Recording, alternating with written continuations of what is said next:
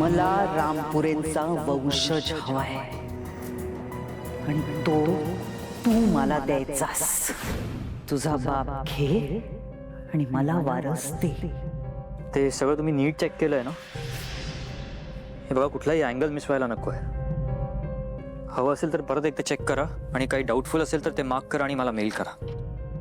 हां, ठीक आहे. मीरा, हो. ते मी CCTVचं सगळं फुटेज चेक करायला सांगितलं होतं. तुझे बाबा कुठेच दिसत नाहीये. कदाचित तुला खरंच भास झाला असा. असेल. व्यवहार स्पष्ट आहे. तुझा बाप घे आणि मला वारस दे. काय झालंय मीरा? काही नाही, ते आपल्या दोघीतलं हे जे बोलणं आहे ना, हे खूप मोठं रहस्य आहे. त्यामुळे हे घरात नको बोलायला. तुला मला काहीतरी सांगायचं आहे का? काही शेअर करायचं आहे?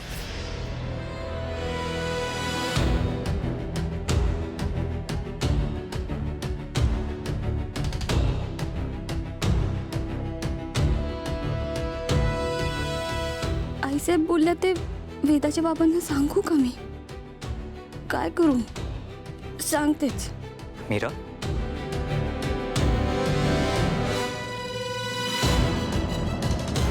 वेदाचे बाबा आई बाबा,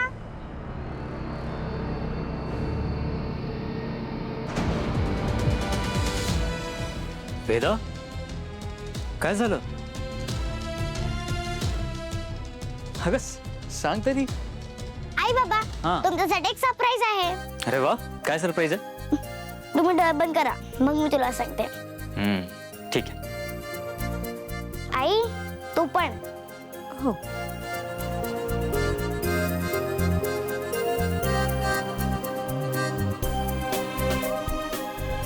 किती वेळ वेदा? बाबा, थोडा वेळ. ओके.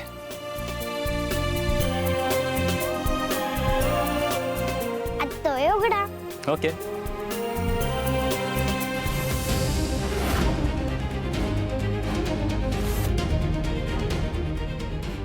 दाखव. हे आपलं तिघांचं ड्रॉइंग. बाबा, आपलं ठरलंय ना, आपल्या फॅमिलीत तिसरं कोणीच येणार नाही, म्हणून मी हे चित्र काढलंय माझ्या रूम मध्ये लावायला. खूप छान काढलंयस. आई, बाबा आणि फक्त मी. नवीन बाळ नको आपल्याला. Yes boss. हे बघ, इथे या माझी. हो. हो, अगं घाबरलो ना मी. तुझा बाप घे आणि मला वारस दे. हे ना माझी प्रिन्सेस. ये मला खांद्यावर घे. काय हवं तुला सांग. आई, बाबा आणि मी. येस, आई, बाबा आणि वेदा, अथर्व, रामपुरे. आई, बाबा आणि मी. मला रामपुरेंचा वंशज हवाय. आई, बाबा आणि मी. मला रामपुरेंचा वंशज हवाय. तुझा व्यवहार पूर्ण होईल असं वाटतंय तुला? हो, मीरा स्वतःच्या बापाला वाचवण्यासाठी मूल जन्माला घालेलच. तिने तुझं ऐकलंच पाहिजे असं नाहीये. मार्जरी तिच्याकडे दुसरा पर्याय नाहीये. असं तुला वाटतं? व्यवहाराचा निर्णय तिच्याकडे सोपवून आलीस तू. ही जर तिची खेळी आहे तर आपण त्यावर विसंबून राहू शकत नाही, कळला? मार्जरी, तू काळजी करू नकोस. मीरा नक्की हो म्हणणार. आणि तिने बापाची निवड केली नाही तर? बोल बोल मंजिरी, याचा विचार केलायस काही? आपला उद्देश मीराला बाळ होणं हाच असायला हवा. आणि ते कसं होईल, नियती कशी फिरेल याचा विचार तू कर. मार्जरी असं असेल तर फक्त एका परिस्थितीत मीरा मूल जन्माला घालेल. घरात आधीच एक मूल आहे, त्यामुळे त्यांना दुसऱ्या मुलाची कमतरता भासत नाहीये.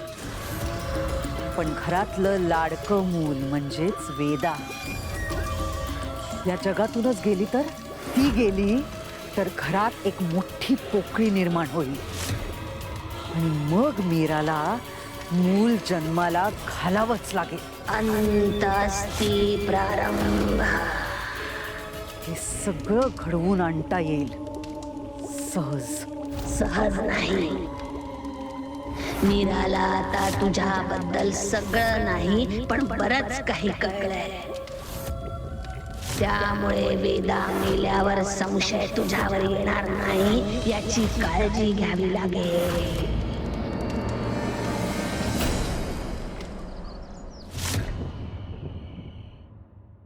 आणि डॅड, ती मला हो म्हणाली. काय? येस, मला हो म्हणाली ती. वा वा वा वा, किती छान बातमी. म्हणजे तू तुझ्या होणाऱ्या बायकोला म्हणालास की मला लवकरात लवकर बाळ हवंय आणि ती लगेच हो म्हणाली. येस. वा वा वा वा, देव पावला रे बाबा. बायको, पण ती मुलगी भारतीय नाहीये. असू दे ना, आपला वंश इंटरनॅशनल होईल. मग मी दाखवून देईन त्या मंजिरीला. अरे पण अजित, त्या तुझ्या फिरंगी बायकोला आपलं घर या त्या परंपरा याबद्दल काही सांगितलंयस का नाही? त्याची काय गरज आहे? एक मिनिट. तुमचं काही कन्फ्युजन झालंय का? म्हणजे ती मुलगी माझ्या होणाऱ्या बाळाला जन्म देणार आहे, माझ्याशी लग्न करणार नाहीये. आणि आपण त्यासाठी तिला पैसे द्यायचे. सॉर्टेड.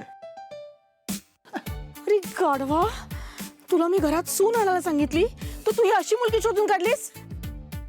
शोधली नाहीये बायको, त्याला गोव्याला भेटली असणार. हा डॅड येस, ती गोव्यात भेटली मला, पण ती गोव्याची नाहीये, रशियन आहे. खड्ड्यात गेली रशियन पशन. आता तू काहीही करायचं नाहीयेस, कळलं ना? तुझ्यासाठी मी मुलगी शोधणार आहे आणि निर्णय सुद्धा मीच घेणार आहे, कळलं?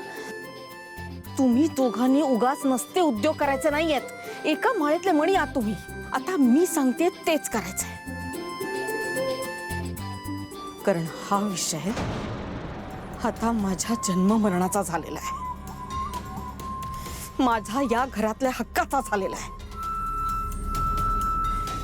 आणि त्यामुळे या घरात आधी माझाच नातू जन्माला येणार, माझाच.